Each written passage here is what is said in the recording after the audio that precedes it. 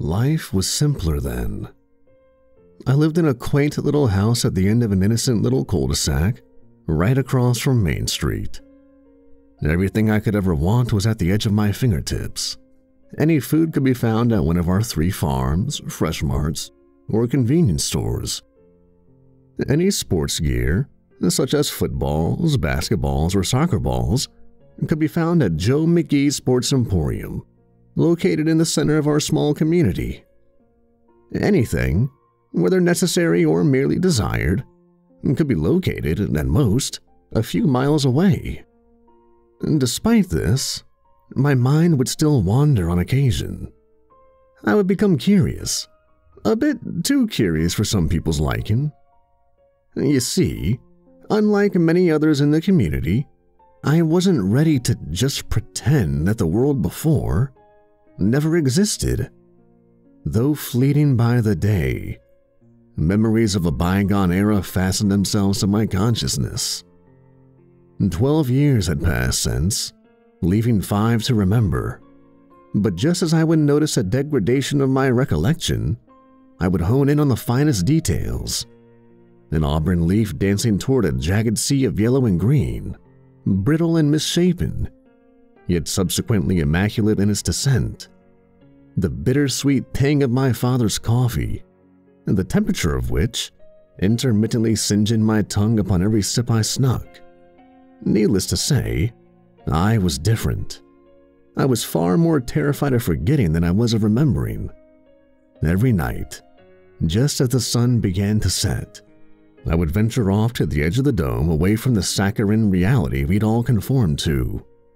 Away from the imitation trees and plastic dreams to journey into the world, albeit with my mind performing most of the theatrics.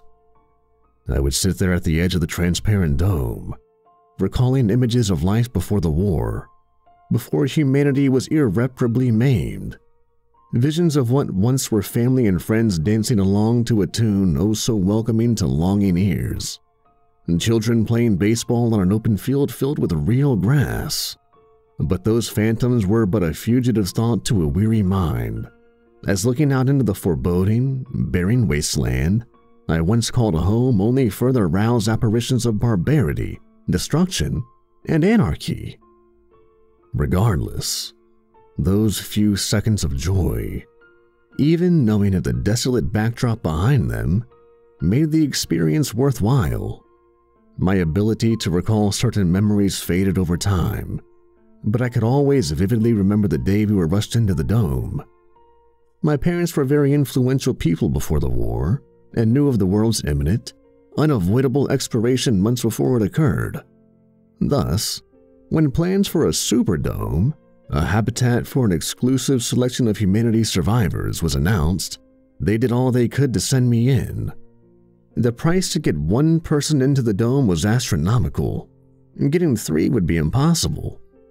Even given my parents' incredible wealth at the time, they knew that they could barely afford 1 ticket, let alone 2 or 3, so they secured my safety at the sacrifice of their own. I was only about 7 years old at the time, and thus couldn't fully comprehend the enormity of the circumstances. All I knew was that Mom and Dad were going on a vacation for a little while, and I got to stay in some extravagant hotel. Of course, when the bombs dropped, I was exposed to the ghastly reality of my situation. Fortunately, entry into the dome was well worth the asking price. As marketed, those who were granted admission were, in fact, the last surviving humans on Earth. The world outside was now too hazardous and defiled for human existence, so exiting the dome was a death wish, assuming such a feat would even be possible. The dome was sealed shut on all ends with nothing but an emergency exit that could supposedly withstand any blast, weapon, or temperature. The sole method of exit would be to utilize a key card that was only given to the highest-ranking officials and gold member officers. This door would be used under 2 circumstances: if a member of the community was facing exile, or if there was a catastrophic breach within the dome. In the rare event that there was a breach and the door was opened, all gold member households contained life suits, that would allow the person wearing the suit to survive healthily for up to 6 months in the foreboding wasteland on the outside. Luckily, given the multitude of connections, my parents were able to secure me a gold membership, hoping that I would then be safe under any and all circumstances. My childhood essentially consisted of lessons in how to be a functioning member of the community, the dome's cruciality in my survival, and the consequences of disobedience within. Members of the community with disabilities or genetic flaws that could be passed down through generations were normally quarantined or sterilized, depending on what type of member they were, while those with no real use to the community, the elderly, the mentally ill, and the sickly, were euthanized via lethal injection, as they were deemed as extra mouths to feed, despite their prior admittance in the surplus of food that we supposedly harbored. This originally led to controversy, but as time went on, we just learned to accept it as part of life. Because of this, being a functioning member of society was of the utmost importance, as your life was literally on the line otherwise. Although not prohibited, it wasn't advised to go near the outer limits of the dome, as the transparent structure could serve as nothing more than a bleak reminder of our traumatic past, according to the officials in charge. Honestly, I can't blame them for claiming that either, as a lot of people's mental states were deteriorating even without the constant reminders. Many inhabitants of the community had gone through episodes of nomadic fever, as it's put, which in minor cases is nothing more than a passing bout of lunacy, but in more severe cases is a permanent illness that can lead to a plethora of consequences. It's not exactly known why this sickness occurs, and perhaps a combination of being confined to a dome and the constant reliance on near-palpable, artificial air can do a number on a person's psyche. One day your neighbor Jim is your best friend. The next, he's trying to raid your house with a butcher knife and claiming that God had spoken to him or some shit. The only consistent symptom of the sickness is a tendency to incessantly ramble about people forgotten, though doctors always attributed this to delusion, speculating that those afflicted experience hallucinations of deceased loved ones as their conditions develop. Similar to what many people claim to witness on the brink of death, everybody knew someone who had suffered from the sickness, and only the luckiest among them knew survivors. Whether mentally stable or not, if you were considered a major threat to society, you were either executed or exiled from the community. As there was no prison system in place, this was just the easiest method of dealing with criminals and other threats to our community. If you were lucky and didn't commit too heinous of a crime, you were executed in a relatively expeditious fashion. However, if you were a severe offender, murderer and whatnot, you were exiled. At one point I bore witness to the normally secretive expulsion procedure. It was late, far past curfew, and being out at this hour, especially with the goal of witnessing an exile, was an act that could lead to massive consequences. But with all of the talk and all of the warning since my first years in the dome, I had to see it with my own eyes at least once. After word had spread about a massive murder spree committed by James Trufundle, and the verdict on his impending expulsion was announced, I knew that I had a chance. I camped out by the official's office and waited for James's release from his cell. After a mechanical buzz and a shrill metallic clang, 3 men wearing life suits promptly walked out with James and carried him to the outermost western part of the dome. There wasn't a single light shining within any house or any lamp upon any street, thus allowing my secrecy to be maintained. James was dragged out confined to chains that were clamped far too tight for even the slightest bit of comfort, let alone circulation, as even from a distance the otherwise inconspicuous veins in his arms shot out like wires. As he was being hauled, he was spewing every cuss in the book. How any family was able to stay asleep during this period is a mystery in and of itself. The trek to the dome's exit took about 15 minutes, the entirety of which filled with obscenities and prophecies of forgotten people knowing the truth and that they will return. Hiding, I watched as the 3 suited officials walked into a secluded room containing the exit. I wasn't able to ascertain what went on inside the room. I was only able to witness James being forcibly thrown out into the wasteland after the ensuing aftermath. After James was thrown out, the 3 officers nonchalantly strolled back to their office and didn't even pay James a passing glance. I kept my eyes fixated on him, though, waiting for any noticeable changes.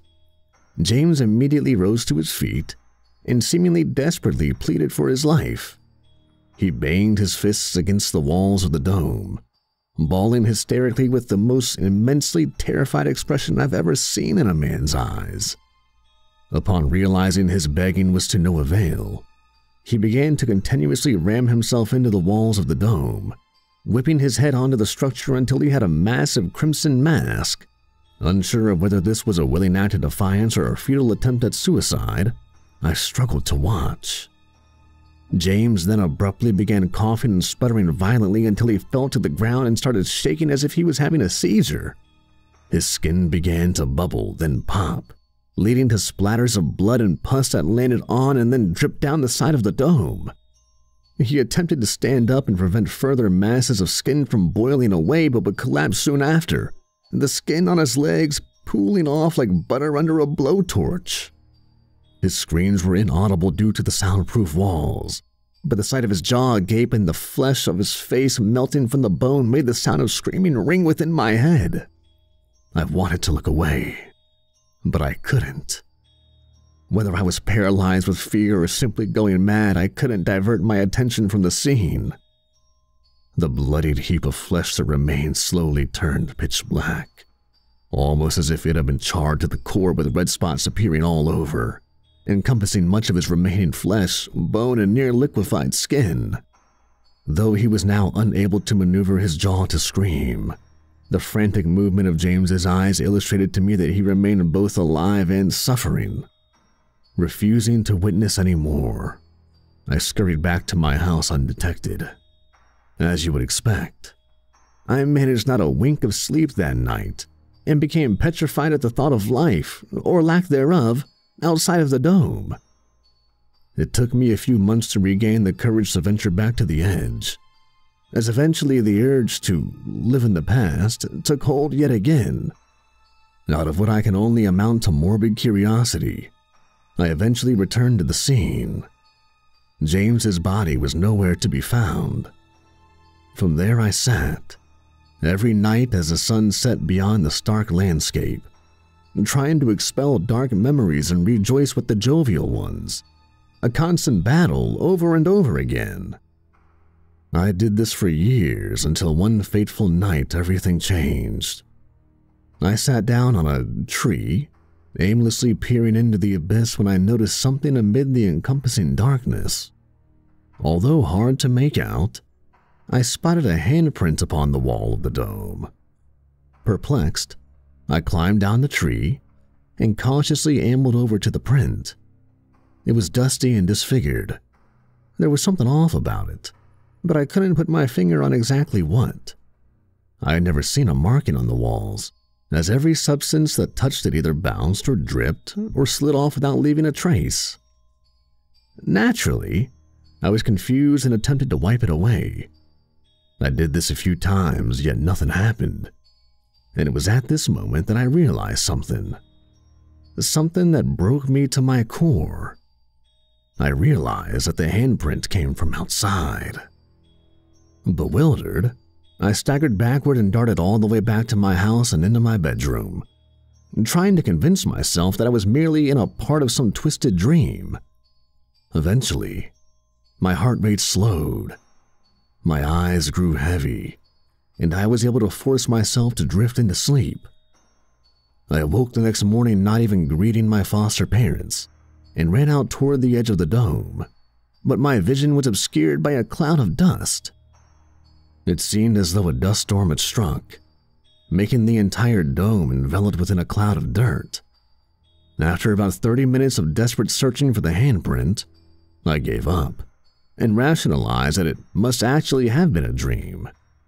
It was at this moment, however, that I saw a handprint form yet again, this time right before my eyes. I walked over to it, a mix of fear and anxiety brewing within me. This one handprint turned into two, then 3, then 4, and so on until an entire patch of the dome's western perimeter was covered in grimy, malformed handprints of all shapes and sizes. Not only was a portion of the wall covered, but the ceiling of the dome was too, and the sudden darkness caused a small crowd to survey the blockage. Classes were let out early that day, and officials began surrounding it, barricading any citizens from entering the immediate proximity. Officers began trying to figure out how the handprints were formed, along with how to remove them, as the mere sight of them was causing mass hysteria. Time appeared of the essence, as every few minutes or so, a new handprint would creep into the picture. Officials began sending out officers in life suits to attempt to remove the prints from the outside. Not a single officer who ventured on this expedition returned, however, their tattered life suits coated in a variety of bodily fluids being mockingly thrown back with each dispatch, though this was kept confidential to the public. The line was drawn, and officers ceased to be released when one life suit was returned intact, save for the notable absence of a keycard. On the second day, we, as the public, realized that this had been no ordinary dust storm. It had been 24 hours, and the dust had still yet to settle. Our vision was still obscured from the inside, and if not for our ability to tell the time, we would have had no idea if it was day or night. More concerning, though, was that in this span of time, another collection of handprints completely covered half the dome leading toward the exit door. When the third day struck, all livestock either went insane or dropped dead for no identifiable reason. Fearing the worst, my foster family, much like many others, stored and gathered as much food as they could. Markets were ransacked, and there weren't nearly enough officers or officials to stop the rioting. The dome was in a perpetual state of dusk, the only source of light coming from the dim sunlight that just barely forced its way through the cloud of dust in the spaces between fingers. The handprints had completely covered the dome. On the fourth day, we were greeted by the wailing shriek of sirens. All electricity was cut out from the dome, and it appeared as though the dust had thickened, along with the handprints seemingly layering onto each other, leaving the entire dome shrouded in shadow. All families were instructed to remain inside their houses as the sirens softened, and a message was broadcasted to every radio in the community, the only piece of technology that appeared to be working. Feeling that this message would be of dire importance, I jotted down what was spoken. The following message is transmitted at the request of the officials in the Mendacity Dome. This is not a drill. There is an imminent threat to the community in the form of... It was at this point that the message audibly degraded and became incomprehensible. The only thing breaking the silence of the dome was the static being emitted from the radio and the occasional jarring scream in the distance. After a few moments, the radio queued back up again, and an unnatural, raspy voice took hold. The speaker's voice was airy, ghostly even, and it painstakingly uttered every syllable of every word while wheezing and breathing heavily, almost as if through debris, making sure to articulate their message perfectly so that it could be heard over the ever-present white noise. The speaker stated, "You believed we were gone, that we had vanished away into the darkest recesses of your mind, a faded memory, a lost cause.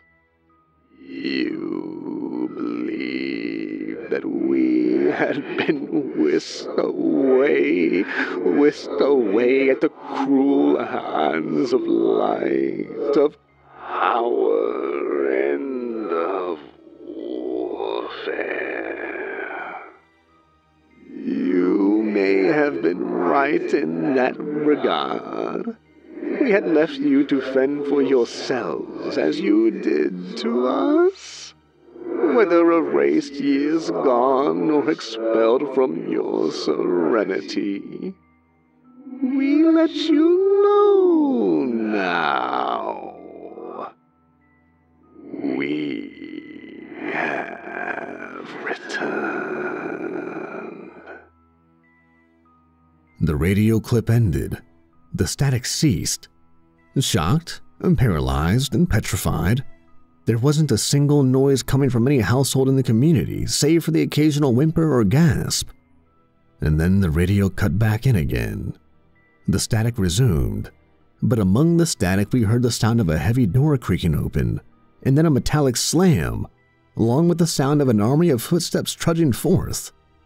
The radio cut out again. Much like the others, my foster parents shot upstairs and grabbed our life suits. I quickly entered the suit, knowing that the exit door had been breached, and that contaminated air was now pervading throughout our dome. We began barricading our doors, but then realized that if whatever was out there could get past the exit door, they could easily get past a few wooden planks and couches. I began scavenging for any weapons throughout the home, but seeing as guns were prohibited within the community, I defend for myself using merely a steak knife. My family and I went into hiding, finding solace within our attic, the safest place we had in our home. The room contained nothing but a desk to the far right, a set of chairs, a spare radio, and a tinted window near the roof. We all huddled beneath the desk, praying to any god we could think of and planning an escape route if need be. All that we could hear from outside our house were blood-curdling screams, the sound of liquid hitting concrete, and the crackling of fire. The radio turned back on again, and once again, nothing was audible other than the sound of static. This persisted for a few minutes until the static changed to a rather cheery tune, almost as if whatever was out there was mocking us. I recognized the song from my earlier days, and amid the chaos I even chuckled a bit. On loop, Mr. Sandman by the Cordettes began playing, one of my favorite songs from my childhood back before the war. That moment of joy, though, didn't last. The song looped over so many times that it felt like we were going deaf. We sat there for hours with nothing but the sound of screaming and that damned 50s song pummeling our ears. Eventually, my curiosity got the best of me again. Slowly, I crept over to the tinted window and peered out into the ensuing anarchy. I was revolted by what I saw. Bodies thrown about, torn to bits within the streets, tarred black corpses speckled in red lining the sidewalks, with bodily fluids of all types painting buildings in the distance like demented graffiti. The neighborhood next to mine was in the midst of being ravaged by a militia of lost souls, and I knew that mine was next. I stepped away from the window, stricken with fear and speechless from the chaos ensuing before my eyes. I slowly sat down yet again next to my parents. Concerned, they looked at each other and rose up, cautiously walking towards the window. They both stared out that window for what felt like an eternity. Eventually, they both turned and gazed back at me, expressionless and with a mile-wide look in their eyes, almost as if neither one of them was there anymore. Looking back at them, I noticed something. My father began to smirk. That smirk turned into a grin, and that grin turned into a sickening, devilish smile. He had a look in his eyes, different than any other I've ever seen on a person. He looked over at my mother, and then at me, his eyes darting in all directions. He then began walking toward me, more jolting than anything. It looked almost as if with every step he was attempting to dislodge a bone in his body. He stood before me, some maniacal grin on his face. "Dear, be a doll and give Daddy your weapon, okay?" I wasn't in the right frame of mind. Nobody was. I remained motionless, a surge of thoughts flying through my head like a bullet through a flock of doves. I dropped my knife to the floor, not able to respond in any other way. My father picked up the knife, toyed with it a bit like a child would, and slit my mother's throat. I watched as this happened, not moving a muscle, and even worse, not caring. Blood spurted out of her neck like a faucet, the liquid getting on my suit and staining my soul. My father fell with her to the ground, tears streaming from his eyes as his smile yet remained. He looked over at me, apologized, then did the honors by slitting his own neck. I looked down at their corpses, not saddened, not traumatized, hell, not even fazed. Eventually, I dragged myself to the tinted window, not willing to even glance at my foster parents' disheveled bodies and ignoring the stench of death. So I sat, watching as my neighborhood was torn apart limb from limb by an army of pitch-black, red-spotted carcasses, all deformed in different ways. It felt as though time had froze. I could see the world, yet nothing but chaos remained. I studied the grisly scene with my eyes, the last sight I believed I'd ever see. An army of tarred black carcasses speckled red tore through people's houses, each member looking different than the rest. All of them had a few distinct similarities. They all had beady, bloodshot eyes that could stare into the soul of even the most steadfast of individuals. All appeared to have an unnatural strength, along with the tendency to spew an acidic substance out of their mouths that, as far as I could tell, could melt any metal, fabric, or piece of flesh. Many had mutations such as extra arms, sharpened claws for hands, or even no hands at all. Others had abnormally large legs and used them to stomp through their prey's heads. Many were capable of climbing or walking on walls, whether sideways or completely upside down, defying all known laws of physics. The only other thing that I noticed was that they weren't slaughtering us for food, as I never witnessed them devour any human flesh. They were doing it for fun. They were relentless in their ways and showed absolutely no remorse or mercy. They had vengeance on their minds, or at least what was left of them. I sat there at that window, waiting for the forced entry of my home, waiting for the sweet release of death. I shut my eyes, expecting to hear the sweet sound of my door breaking down and of my stairs being trudged upon. Yet nothing happened. There was complete silence for the first time, save for the sound of Mr. Sandman bludgeoning my ears like a sledgehammer. I opened my eyes and directed my attention outside. The entire army parked themselves in front of my house, watching my every move. I looked down at them, finally accepting my fate, and motioned for them to get my death over with. Yet once again, nothing happened. They just stood there, staring at me with beady, bloodshot eyes. They remained there, not budging for hours, and I realized that they were waiting me out, forcing me to come to them, knowing I didn't even have enough food to survive forever. We were locked in a stalemate, but I wasn't going to give up and give them that satisfaction. They were going to have to wait it out for me, and even if I was prolonging the inevitable, it at least made me feel as though I got the last laugh. So now we're here. I've sat in this attic for days now, surviving off of nothing but canned beans and fruit. The only way I've been able to keep my sanity has been by writing this. At least now I have something to do with myself, something to preoccupy me from taking that steak knife and plummeting it into my own chest, even if that means writing this memoir over and over again. Every now and then, I'll look at my window at that unforgiving army and drift off into thought. I look back at my fondest memories and remember how even in the wake of chaos, and after the adversity we had all faced, life was simpler then.